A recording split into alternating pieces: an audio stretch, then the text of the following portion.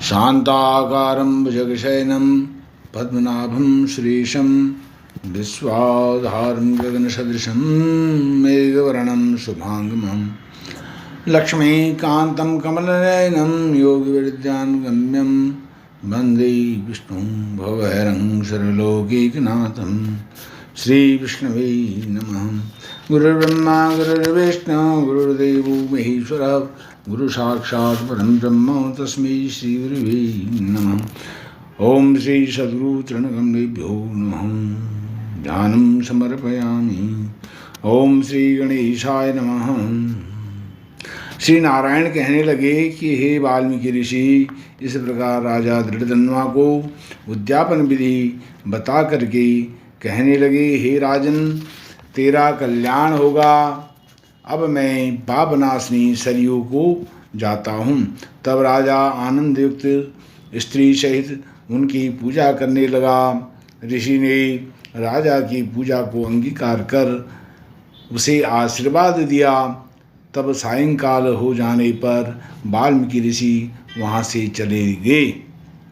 राजा भी सीमा तक उनको पहुँचाकर अपने घर आया और अपनी रानी सुंदर, शील, सुशील, गुणवती सुंदरी से कहने लगा, हे सुंदरी, राग द्वेष वाले गंधर्व नगर के समान इस संसार में मनुष्यों को क्या सुख है।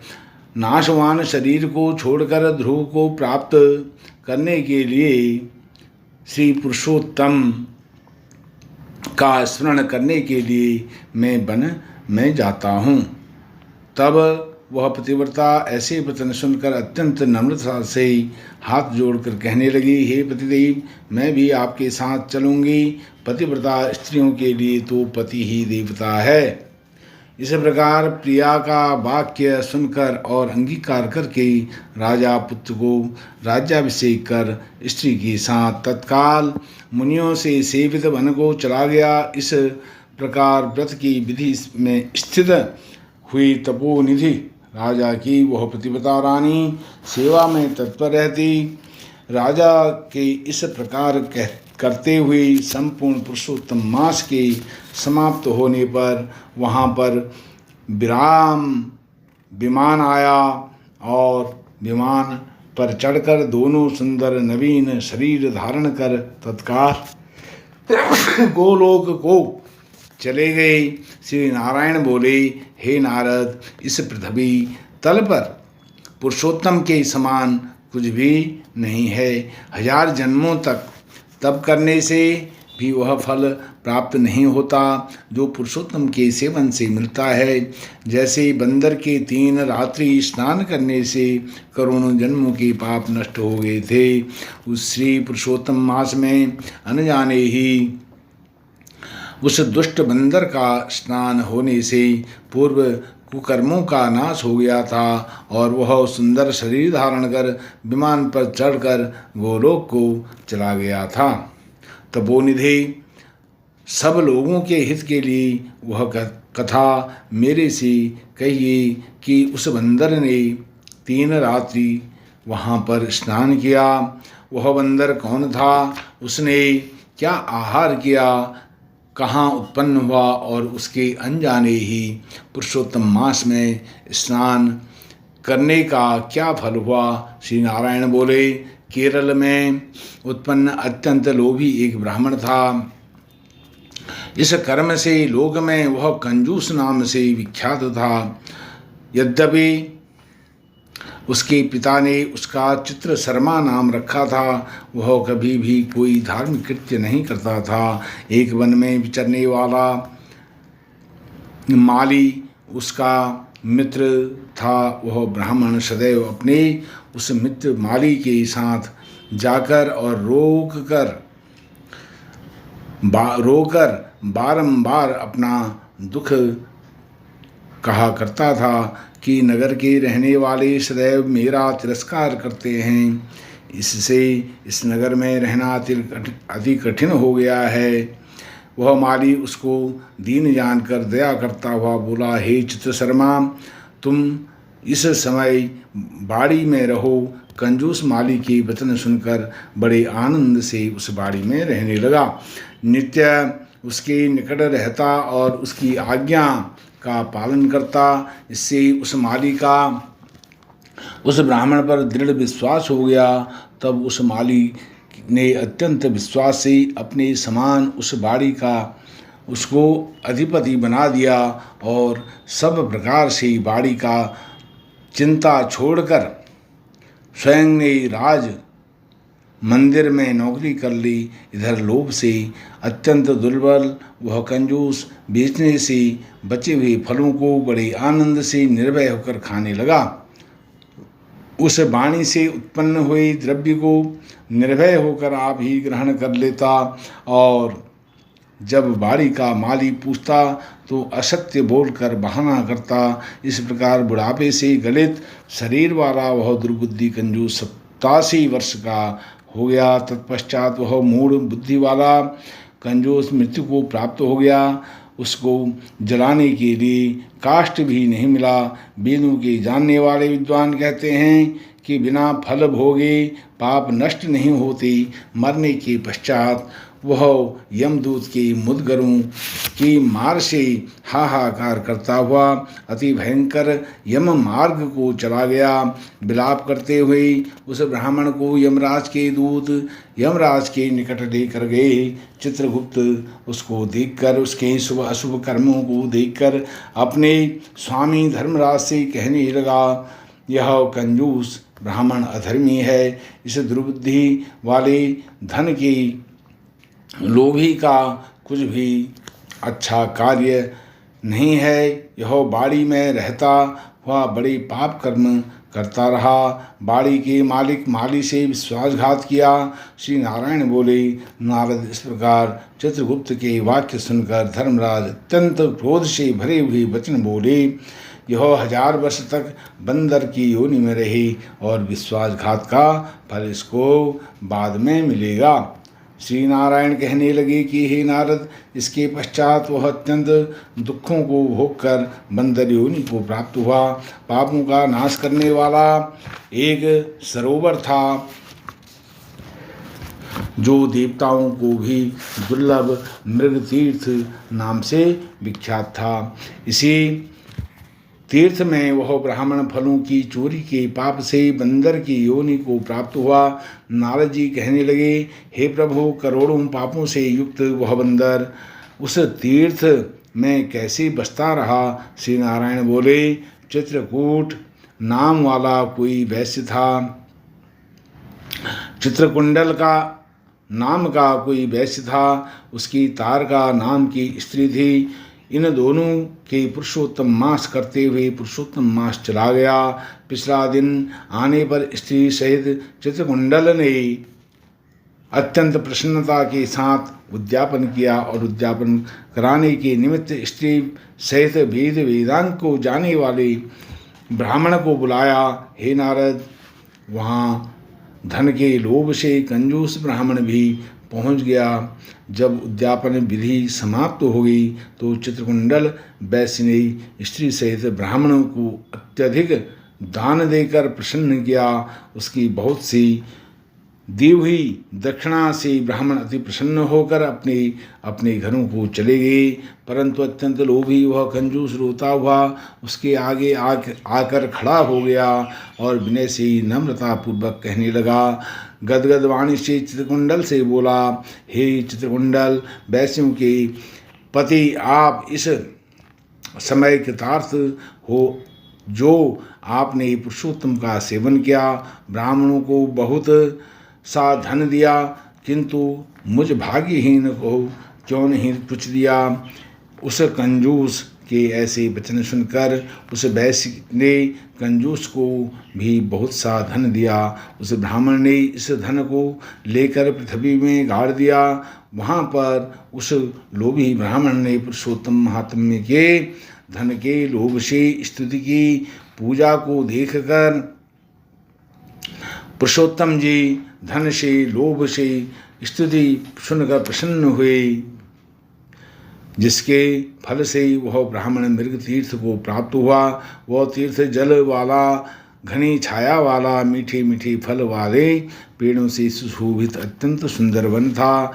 श्री नारायण कहने लगे, हे नारद, जब श्री रामचंद्र जी ने समुद्र में पुल बांधकर रावण का वध कर दिया तो रावण के मारे जाने के बाद ब्रह्मा, शिव, इंद्रादि सभी देवताओं ने प्रसन्न होकर श्री रामचंद्र जी को वर मांगने के लिए कहा। तो उस समय रामचंद्र जी ने कहा, हे देवताओं, यहाँ पर जो सूरवीर वानर राक्षसों के हाथों मारे गए हैं उनको शीघ्र जीवित कर दो। इतना सुनते ही देवताओं ने अमृत की वर्षा करके सब वानरों को जीवित कर दिया। जीवित होकर सारे वानर जय जयकार करने लगे। उठ खड़े हुए फिर श्री रामचंद्र जी विमान में बैठकर चारों ओर खड़े हुए वानरों को कहने लगे, जहाँ जहाँ पर मेरे ये बहुत काल तक जीने वाले वानर बसेंगे वहाँ वहाँ पुष्प फल वाले वृक्ष हो जाएंगे, नदी मीठे जल वाली हो जाएगी, शीतल सुंदर सरोवर होंगे। मेरी आज्ञा से तुम सब जाओ, तुमको कोई नहीं रोकेगा। हे नारद, फिर वह लोभी वानर पर्वत जैसा बढ़कर बहुत ही भूख और प्यास से युक्त होकर लोभी हो वन में विचरने लगा। जन्म से ही उसके मुख में पित्त की पीड़ा थी। उस पीड़ा से दिन रात उसके मुख से रुधिर बहता था और वह अत्यंत पीड़ा युक्त होकर कुछ भी नहीं खा सकता था। वह वानर चपलता बस श्रेष्ठ फलों को तोड़ता, मुख के निकट ले जाकर बहुत से फलों को फेंक देता। उस प्रकार नित्य प्रति निराहार रहते हुए दैव योग से पुरुषोत्तम मास आ गया। उस मास में भी वह उसी तरह शीत वायु आदि से पीड़ित रहा। कोई समय कृष्ण पक्ष में गहन वन में विचरता हुआ वह प्यासा अमृत जैसे कुंड के जल को पीने को समर्थ नहीं हुआ, परंतु भूख से व्याकुल होकर भी चपलता बस वृक्ष के ऊपर चढ़ गया। एक वृक्ष से दूसरी वृक्ष पर जाता हुआ कुंड में गिर गया और 5 दिन बाद मृत्यु को प्राप्त हो गया। तभी एक विमान वहाँ पर आया जो नाचती हुई अप्सराओं और सुंदर गाते हुए गंधर्व किन्नरों से सुशोभित था। इस प्रकार सुंदर शरीर को धारण कर वह महाभाग वानर अपने शरीर को देखकर अत्यंत आश्चर्य को प्राप्त हुआ और कहने लगा कि मुझ महापापी को यह विमान का सुख जो अत्यंत पुण्य वालों के लिए नियुक्त है कैसे मिला। मैंने तो कभी कोई सुकृत पुण्य कर्म किया ही नहीं, इससे मैं हरि के स्थान को प्राप्त हूँ। उस लोभी के ऐसे वचन सुनकर दूत कहने लगे, क्या तुमने भारी कार्य नहीं किया? हे प्रभो, सबसे उत्तम मास कैसे नहीं जाना? यह पुरुषोत्तम मास नाम से विष्णु का प्रिय है और महापवित्र है। उसमें तुमने ऐसा तप किया है जो देवताओं को भी प्राप्त नहीं हो सकता है। हे महाराज, वन में अंदर बंदर के देह में तुमने इसका प्रभाव नहीं जाना। अनजाने में मुख के रोग से तुम्हारा निराहार व्रत हो गया। तुमने बंदरपन की चलता चपलता से वृक्ष के फल तोड़कर पृथ्वी पर फेंक दिए। उनसे दूसरे मनुष्य तृप्त हो गए और अंदर के बड़े बड़े भारी दुख से पानी भी नहीं पिया। इसीलिए तुम्हारे अनजाने में बड़ा भारी तप हो गया और फलों के गिराने से परोपकार भी हो गया। इस तीर्थ में 5 दिन गोते भी खाए। इसी से पुरुषोत्तम मास में तुम्हारा स्नान कर फल भी हो गया और इस प्रकार तुम रोगी का अनजाने तप हो गया, सो यह सब फल सफल हो गया। श्री नारायण बोले, इस प्रकार कहे हुए अपने भाग्य को सुनकर वह गोलोक को जाकर प्राप्त हो गया। श्री नारायण बोले, इस आश्चर्य को देखकर सब देवता चकित हो गए और पुरुषोत्तम की बड़ाई करते हुए सब अपने अपने स्थानों को चले गए। नारद जी कहने लगे, हे तपोधन, आपने दिन के प्रथम भाग का कृत्य कहा, पिछले भाग का कृत्य कहा, पिछले भाग का कृत्य कैसे करना चाहिए, कृपा करके यह भी कहिए। श्री नारायण बोले, प्रातः काल का कर्म विधि से समाप्त कर फिर मध्याह्न काल की संध्या को तिलों से अर्पण करे। अतिथि के लिए द्वार पर देखे, जो अतिथि भाग्य से गौ करे, गौ के दुहने के समय आ जाए तो उसकी पूजा करे, अत्यंत भक्ति से यथाशक्ति अन्नादि से उसको संतुष्ट करे। भगवान यम कहते हैं कि फिर पूर्व की तरफ मुख करके मौन होकर शुद्ध सुंदर पात्र में अन्न की सराहना करता हुआ भोजन करे। पहले स्वाहा के अंत में ओंकार का उच्चारण करे। घी से लपेटे हुए 5 ग्रासों को बिना दांत लगाए जिह्वा से निगल जाए। फिर मन लगाकर पहले मीठा भोजन खाए। ब्राह्मण शास्त्र विरुद्ध अक्षव्य भोज्यादिक पदार्थों को न खाए। सूखा बासी भोजन भी अभक्ष्य है। भोजन पर बैठकर श्रेष्ठ मार्ग का विरोधन न करे। श्रेष्ठ शास्त्र के आश्रय से परम ब्रह्म श्री कृष्ण का विचार कर फिर बुद्धिमान पुरुष सर्वत्र आजीविका न हो तब भी एकाग्र मन होकर 2 घड़ी आत्मविद्या का श्रवण करे। फिर यथेष्ट अपना काम धंधा करे और संपूर्ण सिद्धियों के देने वाले श्री कृष्णचंद्र का मन में ध्यान करे। सूर्य के अस्त होने पर तीर्थ अथवा घर पर जाकर पैर धोकर सायंकाल की संध्या करे। सायंकाल की संध्या करके अग्नि को आहुति देकर अनुचरों सहित अल्प भोजन कर बैठ जाए। भोजन कर तकिया आदि सहित कोमल शैया पर सोवे। गृहस्थी पुरुष सदैव भली प्रकार के गृहस्थ के कर्मों को करे। हिंसा नहीं करनी चाहिए, सत्य बोलना चाहिए, सब प्राणियों की रक्षा और दया करना, यह सब गृहस्थियों के लिए परम धर्म परम कर्म कहे गए हैं, पुण्य कर्म कहे गए हैं। नारद जी बोले, हे तपोनिधे, आपने पहले प्रतिव्रता स्त्री की स्तुति की, अब कृपा करके उसके सब लक्षणों को संक्षेप में वर्णन कीजिए। सूत जी कहने लगे, हे ऋषियों, नारद जी के इस प्रकार पूछने पर श्री नारायण बोले, हे नारद, सुनो, मैं पतिव्रता स्त्रियों के उत्तम लक्षण कहता हूँ। पति चाहे कुरूप हो या स्वरूप, चाहे श्रेष्ठ स्वभाव वाला हो, रोग से युक्त हो या पिशाच, क्रोधी हो या मद्य का पीने वाला हो, वृद्ध हो या मूर्ख हो, गूंगा हो या अंधा हो, बहरा हो, भयंकर हो तो भी पति के मन को आनंद देवी, सास ससुर विशेष करके अपने पति की भक्ति करे, धर्म के कार्यों में अनुकूल रहे और द्रव्य का संचय करे, जो सदैव घर के काम धंधे समर्थ हों, आसन भोजन दान सम्मान मधुर भाषण हमें इसमें हमेशा घर की मुख्य स्त्री को चतुर रहना चाहिए। घर के खर्च के लिए स्वामी ने जो द्रव्य दिया हो उसी से घर के खर्च को चलाना, यथा अपनी बुद्धि से कुछ बचा भी लेना चाहिए। दान के लिए दिए हुए द्रव्य को छुपाकर अपने ही पास नहीं रखना चाहिए। भर्ता की आज्ञा के बिना अपने बांधवों को कुछ भी धन नहीं देना चाहिए। दूसरे से बोलना नहीं, संतोष रखना, यह सब पतिव्रता के लक्षण हैं। श्री नारायण कहने लगे, हे नारद, सब लोकों में और देवताओं में पति के बराबर और कोई भी देवता नहीं है।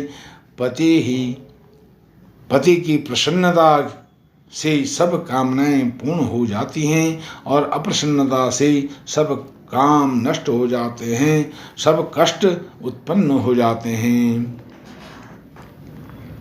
सूत जी कहने लगे कि हे विप्रो, इस प्रकार नारद मुनि पतिव्रता स्त्रियों के धर्म का वर्णन सुनकर कुछ थोड़ा सा और पूछने के लिए बोले।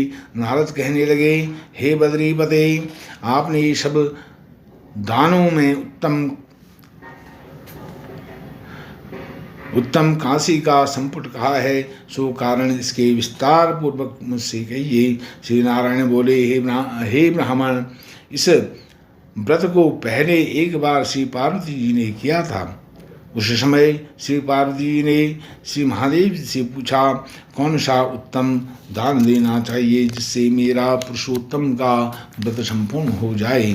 श्री महादेव बोले, काशी का बर्तन 30 मालपुए भरकर 7 धागे से लपेट कर विधि पूर्वक पूजा कर और व्रत संपूर्णता के लिए विद्वान ब्राह्मण को देवे। शक्ति हो तो ऐसे 30 पात्रों को देवे।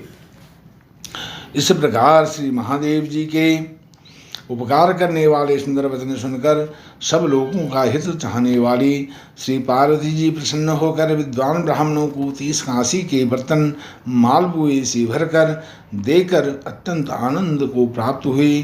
सूत जी कहने लगे कि हे विप्रो, इस प्रकार श्री नारायण जी के अमृत समान वचन सुनकर श्री नारद जी अत्यंत तृप्त हो गए। बारंबार नमस्कार कर फिर बोले, पुरुषोत्तम सब साधनों में श्रेष्ठ है।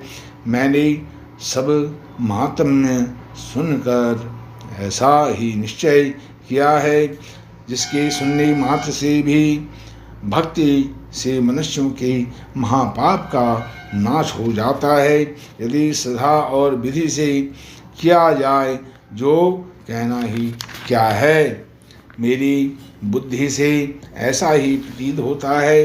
इससे आगे मुझको और कुछ भी सुनना बाकी नहीं रहा, क्योंकि मैं इस कथा रूपी अमृत से अत्यंत तृप्त हो गया हूँ। उसके महात्म्य सुनने से गंगा स्नान के समान फल प्राप्त होता है। पूरी पृथ्वी की परिक्रमा करने का इसके सादर सुनने वाले को प्राप्त होता है।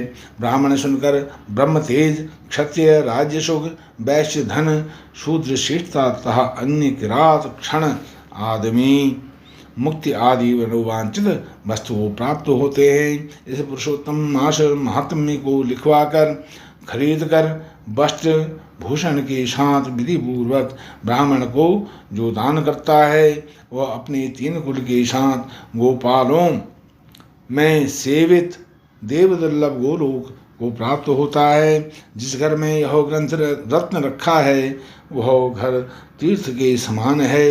इस प्रकार अत्यंत पुण्यदायक पुरुषोत्तम मास के महात्म्य को सुनकर विस्मित हुए।